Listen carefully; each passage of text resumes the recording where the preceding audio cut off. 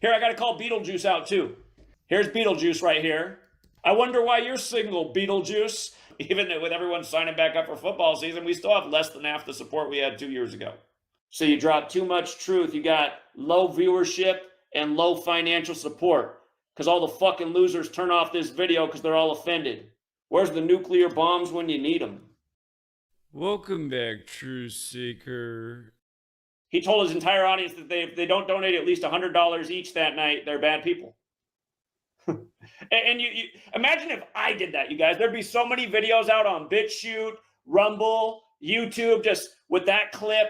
Oh, Zach, the massage shill is so greedy. Look at what he said last night. How come that doesn't happen to Larry Gators? And why do so many people want to piss on my name? Because you're an asshole. Because they're the liars and frauds, and they know if people find out about my work, they're going to see something that's way superior to what they're doing. It's just their ego. They're all about their ego. In the 11 years I've been here, nobody's produced anything even close to as awesome as what we've done. Ego! In 3 hours, we raised about $9. Not bad. $3 an hour. That was better than minimum wage in the 80s. Fucking ungrateful loser. Here, I got to call Beetlejuice out too. Go on your streams, and it's all about drama and talking shit. Here, where's Beetlejuice at? Let me get Beetlejuice up here. He looks like Larry. Here's Beetlejuice right here. Didn't he used to go on the Howard Stern show? You think it's fucking funny. It's not fucking funny. I wonder why you're single, Beetlejuice. Not to make it about physical appearances, but he's just, he's just talking shit. Man, you could make it in Hollywood as a Beetlejuice double all day. You're a white motherfucking cocksucker. And thank you as well for the Big Ten, A-Tray. I appreciate that generosity. We're almost up to minimum wage for the year 2024. But again, I'm not here for money, you guys. And you see what the troll network does. They spam the comment section with false information. Don't sign up, he's a scammer. All he does is give notes for both sides of every game, never makes a pick. All of that is just false, but you hear it over and over and over. And then you see the troll network that chops up and edits my streams and tries to make it seem like that's what we do when it's not. If you just watch the stream yourself, you'd walk away with the same conclusions that a lot of people did. You guys, I put in a lot of work every week. You get a lot for the values, the real truths. No, what it is a true load of shit is what it is. This stream is gonna be about money management. Somebody's in a tough spot right now. And like I said, we're dealing with a financial thing this year too, because we thought we were making a smart transaction and turned out to be a big headache and a nightmare because the person we did the deal with didn't let us know about a ticking time bomb in the ground. Karma's a bitch. A guy was in a real tough spot, and he said he's starving right now. Yeah, that brother's starving. Yes, sir. And anything could help. So I shot him over $50, and he said, thank you. This will feed me tonight and maybe a little bit tomorrow. Oh my God. Oh my God. And then so I called him up and I said, hold up, man. I said, if your response back to me for $50 because you need to eat is it might feed you all the way tonight and a little bit tomorrow, I said, we need to talk about how we're spending our money on food. Yeah, fair words. Fair words. I got to talking to this gentleman about, like, how did you even get in this situation? Because it wasn't that long ago he was way up and essentially you would have described as a wealthy person. I don't push gambling. I don't push gambling. That's not true. To make a long story short, he got in the decoding game. He got real good at it. I had people going his way. He had a nice Patreon making good extra money. And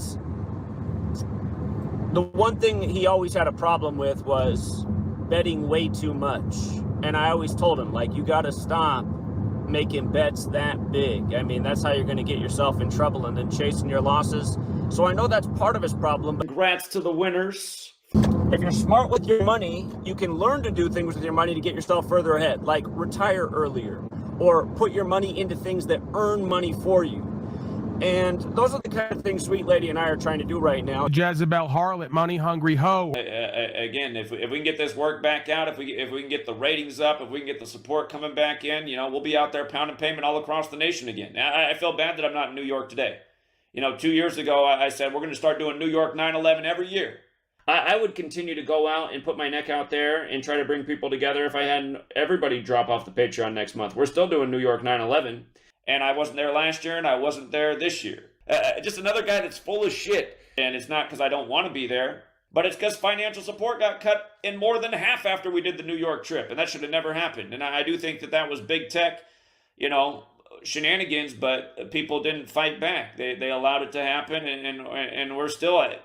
Even with everyone signing back up for football season, we still have less than half the support we had 2 years ago. And we didn't have enough back then either. Fucking ungrateful loser. We're doing the most important work anywhere in the world, internet or not. It's just their ego. They're all about their ego.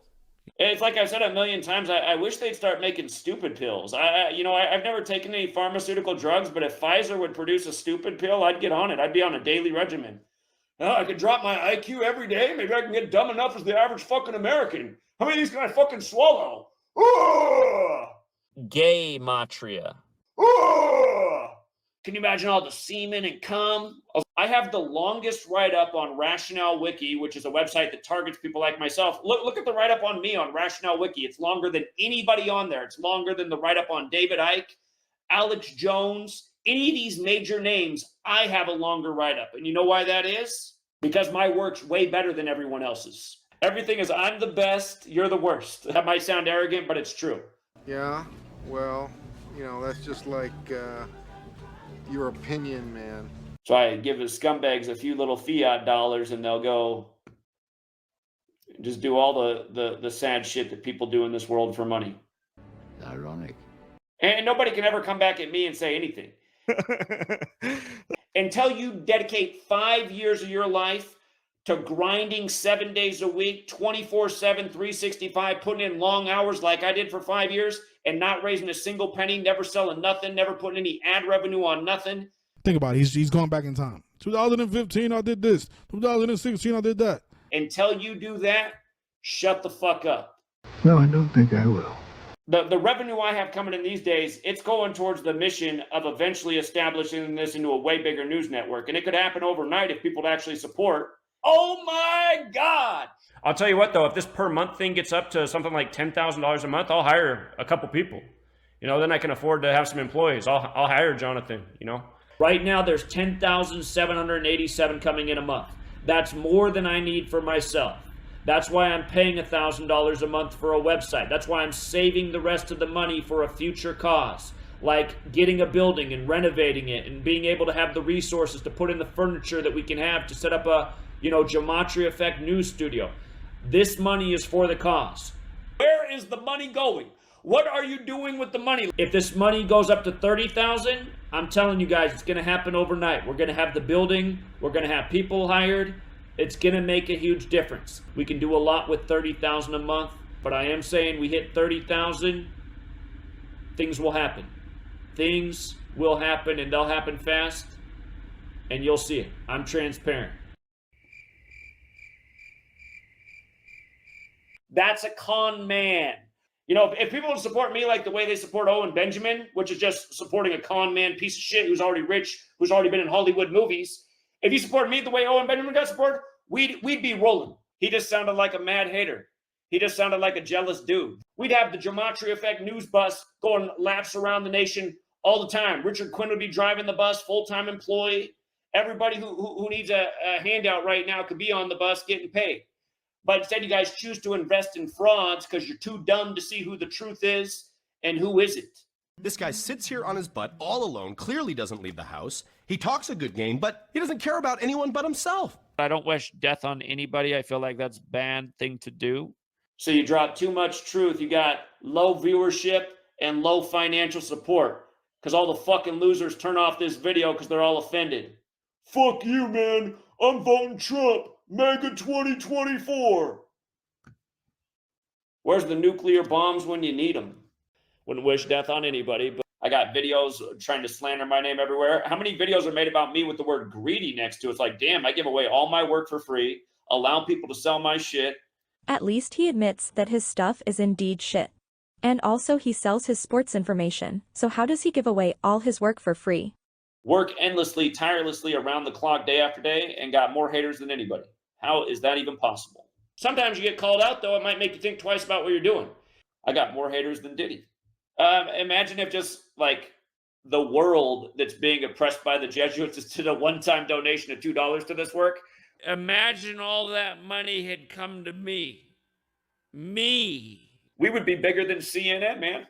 We could have this news out on the streets of every corner in America, full teams employed, and that's the way it should be. The whole world should drop $2 on this video. But again, I'm not here for money, you guys. I wish we were popular, man. I wish we were popular. Once upon a time, this work was popular and growing, and I thought we were going to change the world.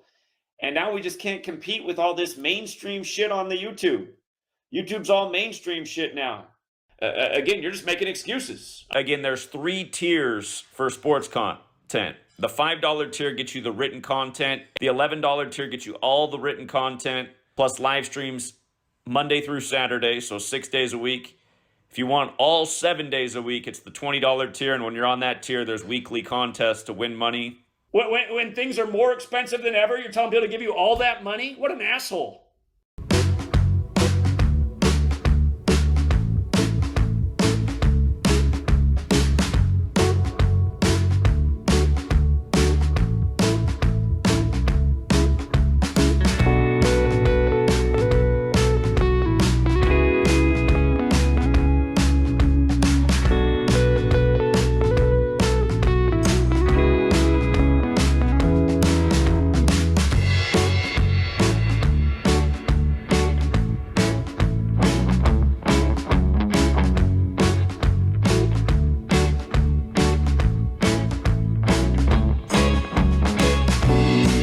Yeah, again, that phrase about like how, you know, a broken clock is right twice a day, just based on their work, that's kind of like, I see where that phrase comes when you start to think about people like them.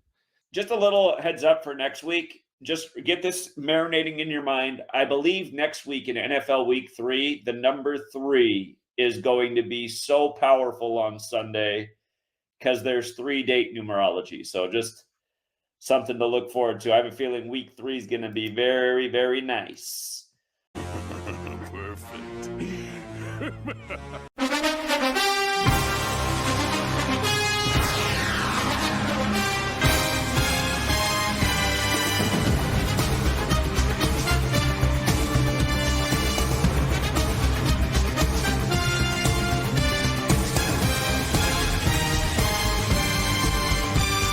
All right, so Patriots and Jets tonight. Just to get down to what we look for on 35 Thursday, we look for 35. And the underdog has a lot more potential 35s in their favor. This is what I spy for the 35s. The underdog Patriots. If they win, they would make road teams 3-5 in prime time. That's not exactly a true 35, but it's close. The Jets coach can pick up his 35th loss, Robert Saleh. The Jets can get their 35th home loss in the regular season in the series, I should have wrote. Rodgers could stay on 149 regular season wins as a starter, as the 35th prime number. So you have 4 potential 35s going against the favored Jets if the Patriots upset. Unfortunately, though, there is 135 on the Jets side, and it would be them staying on 35 all-time home losses versus the Patriots. So for that reason, it might be smart to take the dog with the points tonight. How about shut the fuck up, morons? I'm not wrong about anything. And I'm going to skip baseball in the morning because you guys gave me permission to, and put more time into this and see if we can have another stellar NFL week. Because, Monday Night Football, in my opinion, was a bit disappointing. And Thursday, man, my Hunter Henry fell apart. I mean, my pitch fell apart on Monday. We didn't get the cover. So anyway, I mean, we're having a good season, but I feel like, the last 2 football nights left a lot to be desired. So we're trying to right the ship here with Sunday, week 3. Let's see how it plays out. But again, I'm looking for the most standout QB narratives for my favorite picks of the week. What I like about this Giants at Browns game is if Deshaun Watson wins, he'll get his 39th career win and his 38th regular season win. New York 39, G-Men 39, Giants 38. His coach can also get his 39th win in the regular season. The devil's advocate narrative would be his coach could stay on 38 regular season wins and 39 all-time wins. But again, picking up is better than staying, and QB narratives are better than coach narratives historically. So advantage Deshaun Watson. Browns do look good to win. I'm not a greedy person. I don't say, here, to get my sports picks, you got to pay $500 a month, even though they're worth that. They're worth that. The Bears and the Colts have won the last 2 meetings. They could potentially win their 3rd straight. Again, we got week 3 and 3-date numerology. Richardson, their quarterback, has 2 threes in his favor, though. He can get his 3rd win and stay on 3 home losses. Yeah, so I am leaning a little bit more towards the Colts, but I think this game's dangerous. So don't let this game ruin your day. I count more 3s on the Colts side, but there is the one on the surface where they could go 0-3. So Texans and Vikings. This one also looks tight. Either team can become 3-0, but I'm going to stick with my initial thought. We talked about how if the Texans won the first road game of the year in Indy, it would set up the narrative for CJ Stroud to become 5-5 away for his career in 55 land Minneapolis. Minneapolis loves that 55, and being 5-5 away in week 3 could make some sense. 5's the 3rd prime. There's a ton of hype right now for the Vikings, but again, it's still early in the season, and this could be the kind of game where they come back down to earth. So yeah, I think that's the top clue. CJ Stroud getting to 5-5 away, but the Vikings are 5-0 though right now versus the Texans. If they lose, they're going to be 5-1. Like Houston Texans is 51 in the most pure. It's also a little bit interesting that they made Houston the favorite the way Minnesota's been playing. That's also an interesting line by Vegas, perhaps baiting people to pick Minnesota. People want to focus on the things where I've been wrong, Why? You guys have no idea how much we kill with 55 in Minneapolis in all sports. That's bullshit. The Eagles and Saints, we said if Eagles lost to Atlanta in that 15 ritual, which they did, it would set up the narrative for Hurts to get his 19th loss versus the Saints, who are hot. And Sirianni can also get his 19th loss against Saints, is 19 in the most pure. If Hurts loses, he'll stay on 37 all-time wins before playing the Buccaneers, who have the 37 connection. Derek Carr again can stay on 87 regular season losses. That's the Philadelphia Eagles number. He can get his 75th win. That breaks down to 3 in numerology. Again, if the Saints win this game, it should set them up to beat the Falcons next week and become 4-0, because Atlanta Falcons like 40. Yeah, again, to me, the QB narratives look better here for the Saints. Saints can get to 3-0 on the Super 3-date. Eagles don't have that possibility. Do you know how much money I've pulled out of the casino's pockets? I guarantee you it's in the hundreds of millions of dollars. Chargers and Steelers is also a tough game this week. Either team can become 3-0. If the Steelers lost this game, they would lose their 3rd straight at home to the Chargers. So that's another 3 that could play. They'd also get their 12th loss versus the Chargers all time, which breaks down to 3. And they could get their 3rd home loss in the regular season. So you look at that head-to-head, that part looks good for the Chargers. Tomlin, you can look at his record 2 ways. He can either stay on 100 losses on the day leaving 100 days left in the year where Los Angeles Chargers is 100. Or if he does not win, he'll stay on 175 wins total or in the regular season. And Indianapolis, Indiana's 175 where they play next. And again, we just talked about how Fields could lose his next 2 to get that 30th loss. And so Tomlin could stay on that 175 there. Yeah, Dave had a good observation that was right in front of my face about this game. If Fields loses, he'd be 12-29, like 1,229, the 201st prime, 201 days after his birthday. I mean, that does stand out. I'm right about everything. Broncos and Bucks. Bo Nix, if he goes down, will be 0-3.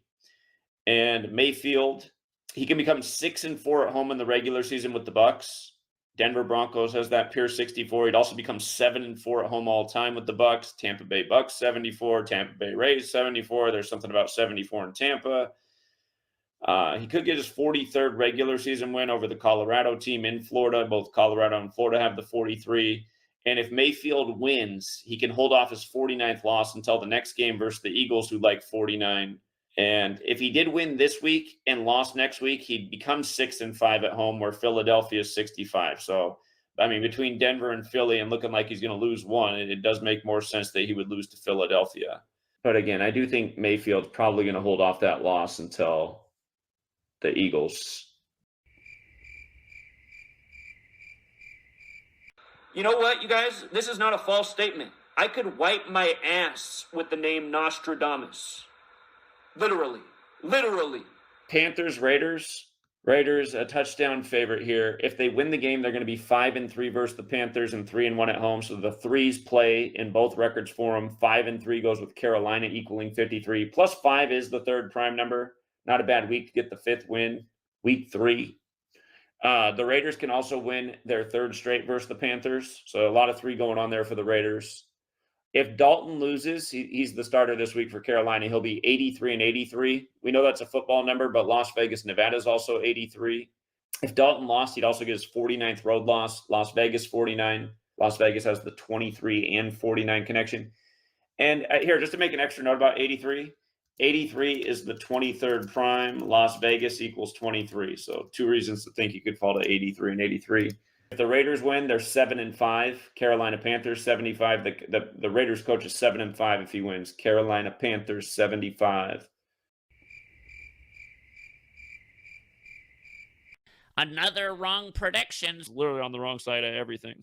Dolphins Seahawks. Seahawks are one of the teams that can get to 3-0, and the Seahawks can win their third straight in the head-to-head of these games. The Seahawks can also win their third straight at home in the series. If the Dolphins quarterback loses Skylar Thompson, he'd get his third loss in week 3. Geno Smith, if he can win, he would stay on 36 regular season losses. He'd also stay on 37 all-time losses, and they play Detroit next. Detroit's got that 37 connection. So he could also potentially hold off his 37th regular season loss until the Detroit meeting. The threat in his record is he could fall to 11-9 at home with the Seahawks. His Dolphins is 119. But again, I see more numbers there in Geno Smith's favor, and the 3 goes against Skylar Thompson. So you look at the quarterbacks, advantage Geno Smith.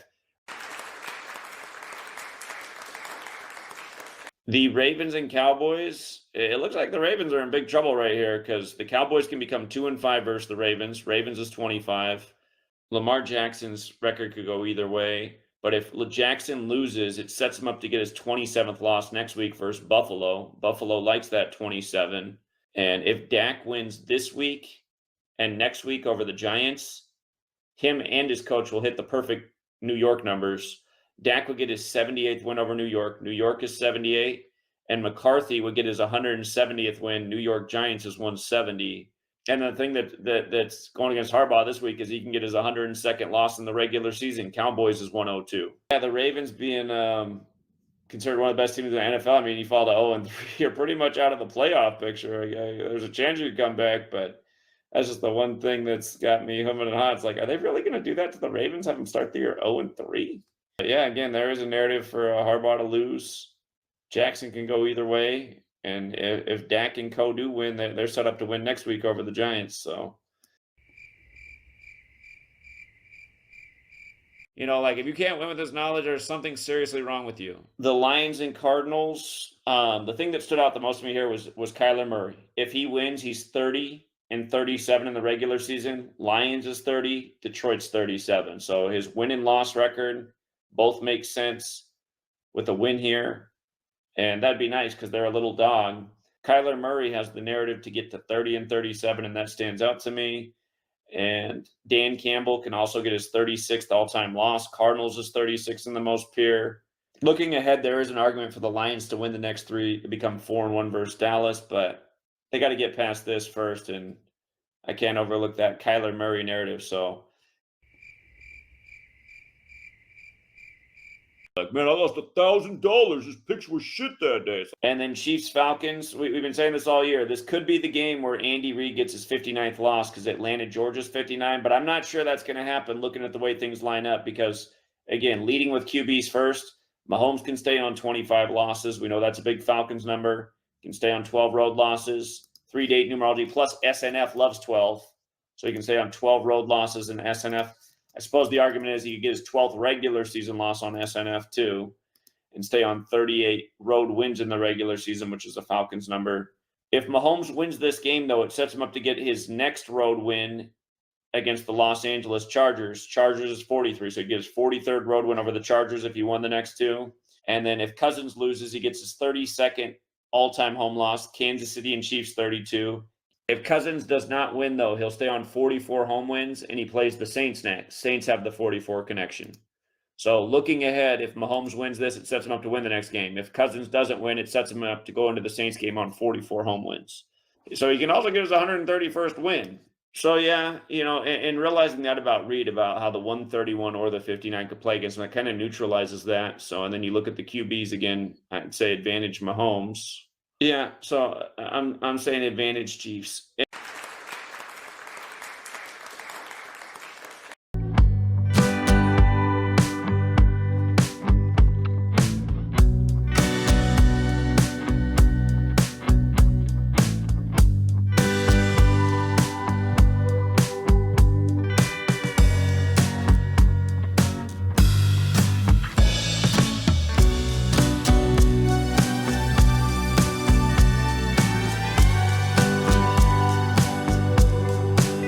Monday Night Football for week 3, and always appreciate Tawan Gant with the Flames. For a lot of us, week 3 was a bucket of ice water. As for week 3, week 3 is a reminder of why we try to bet small to win big, especially in the last 3 or 4 years where there's just weeks like week 3. We did the same thing week 3 that we did week 1 and week 2. Went with the strong QB narratives, dominated for us week 1 and week 2. Week 3, the rug got pulled out from under us on the Deshaun Watson, pretty much a ton of games.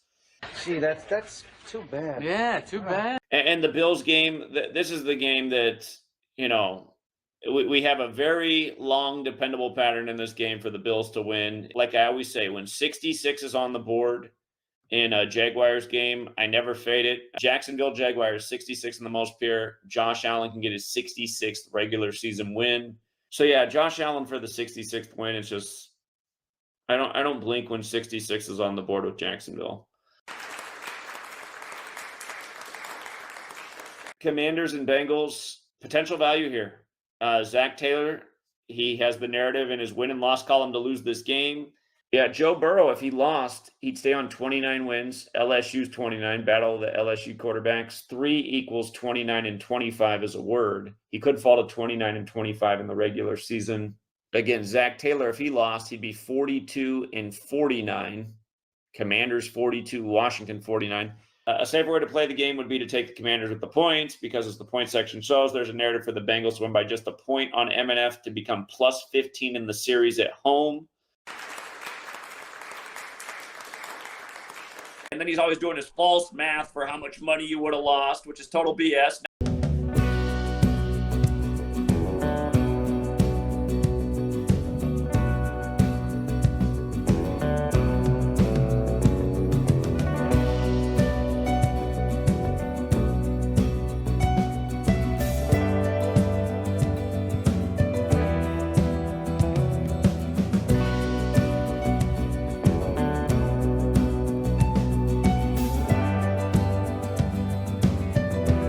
Congrats to the winners. Yeah, we hit the bookie nice. I have a feeling week 3 is going to be very, very nice. Dumb bitch. Congratulations, Truth Seekers. Here's another great day. We did it again. Yeah. She's working on it. What she meant to say was congrats to the winners. Please, Satan, don't let anybody see that video. I don't have enough money. Till next time, Truth Seeker.